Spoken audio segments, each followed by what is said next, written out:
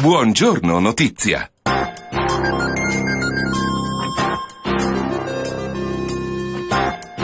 Le 9 in punto, ancora la cronaca. Buongiorno Notizia con Blog Sicilia che parla di sequestro di beni per 3 milioni e mezzo di euro, sigilli al patrimonio della mafia catanese. Beni per 3 milioni e mezzo di euro sono stati sequestrati dalla polizia su disposizione della sezione misure di prevenzione del Tribunale di Catania. Sono riconducibili a personaggi che gravitano nell'orbita di una nota cosca criminale catanese. Le indagini sono state effettuate dalla sezione anticrimine della Questura e da agenti della squadra mobile, sequestrati beni immobili e rapporti bancari. A fine gennaio un'altra indagine della divisione anticrimine della polizia aveva portato al sequestro dello storico Etna Bar di San Giovanni Galermo, per anni punto di ritrovo per i catanesi. Il bar era gestito da Cosimo Tudisco, 38 anni, ritenuto affiliato al clan Cappello Bonaccorsi. A lui sono stati sequestrati beni immobili, mobili registrati, società ed imprese, conti e depositi bancari e postali.